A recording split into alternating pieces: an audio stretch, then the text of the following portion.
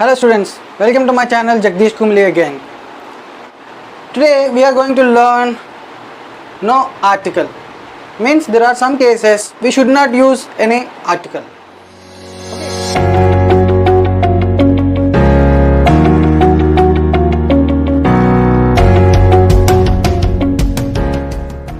Look at the statement.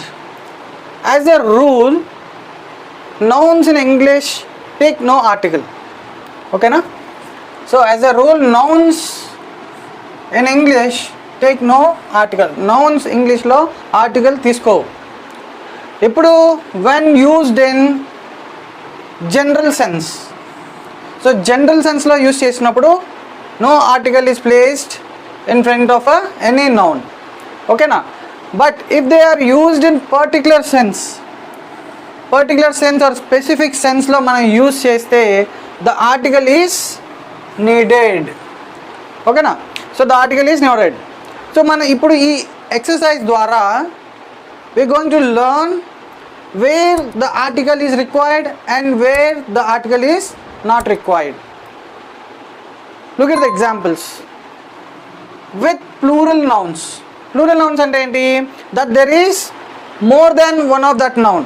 ఏదైతే noun ఉందో అటువంటిది ఒకటి కన్నా ఎక్కువ ఉంటే దాన్ని ప్లూరల్ నౌన్ అంటాం. Right. So for example horses. So horses అంటే ఏంటి? ఇక్కడ మోర్ దెన్ వన్ ఉన్నాయి. Right. So horses are strong animals. General sense ఇది. సో జనరల్ సెన్స్లో మనం చెప్తున్నాం horses are strong animals.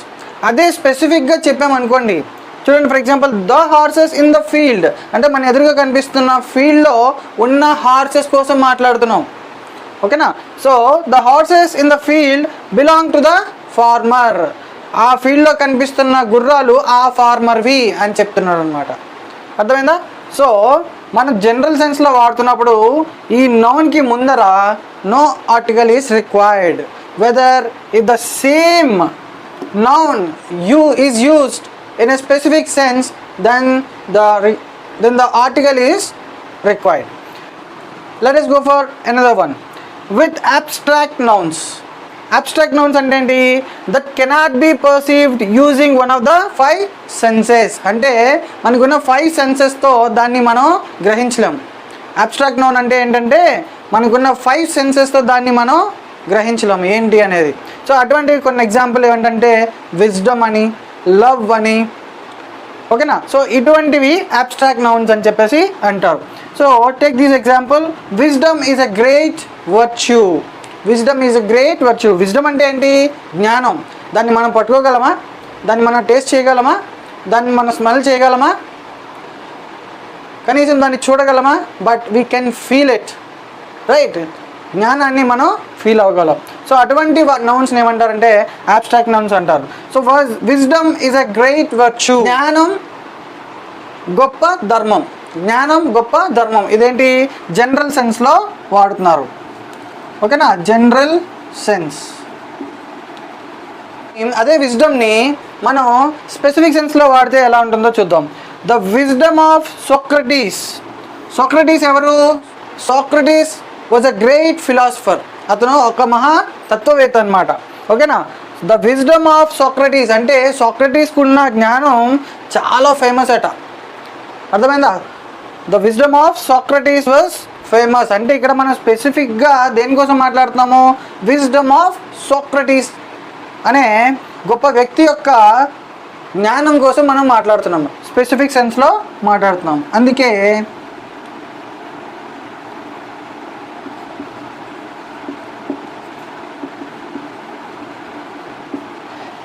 Specific సెన్స్లో మాట్లాడతాం. అందుకే విజ్డమ్ ముందు ద అనే ఆర్టికల్ వచ్చింది. వేరే జనరల్ సెన్స్లో మాట్లాడినప్పుడు there is no article in front of the word wisdom. ఓకేనా? Right. Let's go for next one. With material nouns. మరి మెటీరియల్ నౌన్ అంటే ఏంటి? Refers to metals or other substances that is made up of metals or various materials or metallic elements. అంటే ఏంటి? refers to metals or other substances that is made up of metals. ఏదైనా ఒక substance మెటల్స్తో కానీ లేకపోతే any kind of మెటీరియల్తో కానీ లేకపోతే metallic ఎలిమెంట్స్తో కానీ తయారైన వస్తువుని మనం ఏమంటాము మెటీరియల్ నౌన్స్ అంటాము. అందులో ఫర్ ఎగ్జాంపుల్ చూసుకుంటే water is necessary to life, general sense. Water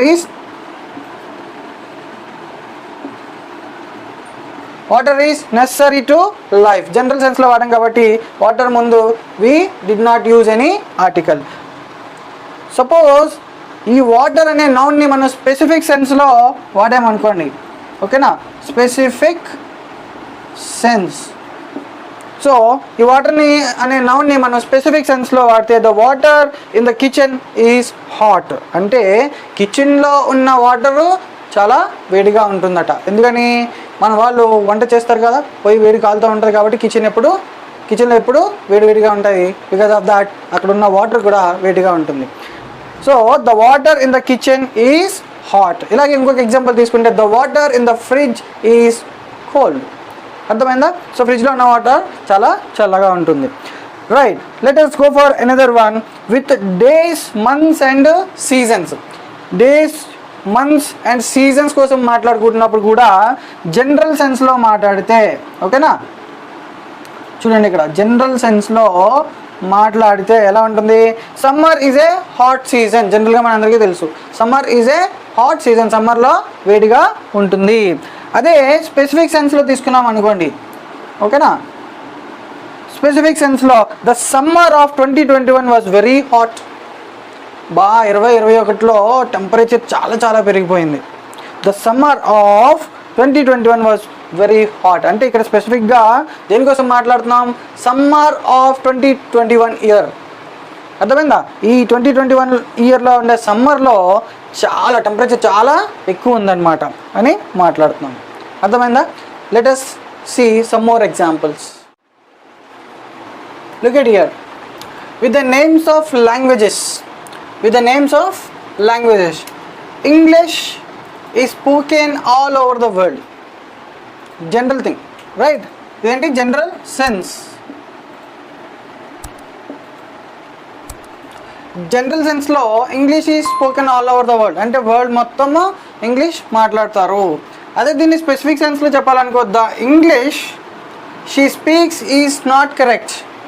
ఎవరైతే ఒక ఆమె ఇంగ్లీష్ మాట్లాడుతుందో ఆమె ఇంగ్లీష్ కరెక్ట్ కాదు అంటే ఒక ఆమె కోసం మనం మాట్లాడుతున్నాం అంటే స్పెసిఫిక్ సెన్స్. ఓకేనా? స్పెసిఫిక్ సెన్స్లో మాట్లాడినప్పుడు ఆ నౌన్ ముందర మనం కంపల్సరీగా ఆర్టికల్ అనేది యాడ్ చేయాలి.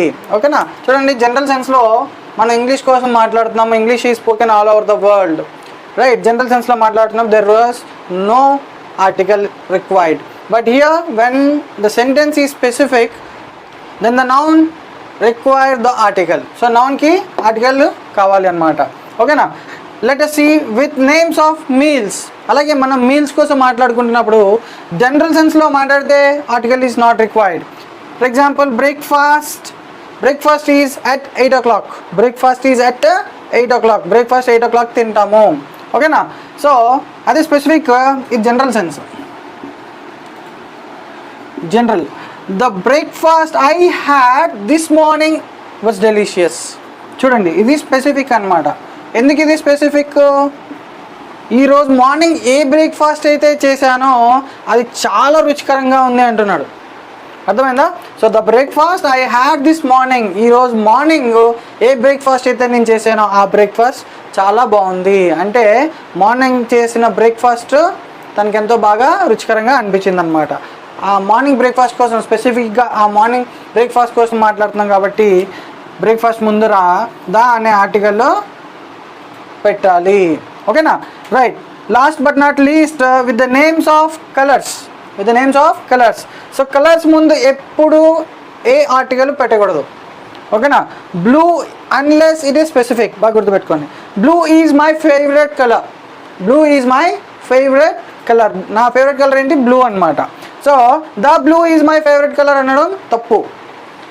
ఓకేనా? సో జనరల్ సెన్స్లో నాకు ఇష్టమైన కలరు బ్లూ, నాకు ఇష్టమైన ఫుడ్ చికెన్ బిర్యానీ, నాకు ఇష్టమైన చట్నీ ఉల్లి చట్నీ. ఓకే, ఇటువంటివి మనం జనరల్ సెన్స్లో మాట్లాడినప్పుడు ఆర్టికల్ అనేది అవసరం లేదు. బట్ స్పెసిఫిక్ సెన్స్లో మాట్లాడినప్పుడు మాత్రం ఆర్టికల్ అవసరం. The blue in that picture, ఆ పిక్చర్లో బ్లూ కలర్ ఏమైందట, ఫేడ్ అయిపోయిందట, అంటే కలరు క్షీణించిపోయిందని అంటున్నాడు. ఓకేనా, ఇది స్పెసిఫిక్ సెన్స్. అలాగే ఇది జనరల్ సెన్స్. సో జనరల్ సెన్స్లో మాట్లాడినప్పుడు blue is my favourite colour, నా ఫేవరెట్ కలర్ బ్లూ, అంతేగాని the blue is my favourite colour అని చెప్పి అనకూడదు. అలాగే స్పెసిఫిక్ సెన్స్లో మాట్లాడుతున్నప్పుడు the blue in that picture, ఆ పిక్చర్లో ఉన్న బ్లూ హ్యాడ్ ఫేడెడ్, అంటే ఆ పిక్చర్లో ఉన్న బ్లూ కలర్ ఫేడ్ అయిపోయింది. ఎక్కువగా ఎండకి తగిలితే ఆ బ్లూ కలర్ క్షీణించిపోతుంది కదా, కలర్ పాడవుతుంది కదా, దాన్ని ఫేడెడ్ అంటారు అనమాట. So the blue colour in that picture, ఆ పిక్చర్లో ఏదైతే ఉందో ఆ బ్లూ కలర్ ఫేడ్ అయిపోయింది అని చెప్పేసి అంటున్నాడు అనమాట. ఇది స్పెసిఫిక్ సెన్స్లో మాట్లాడడం.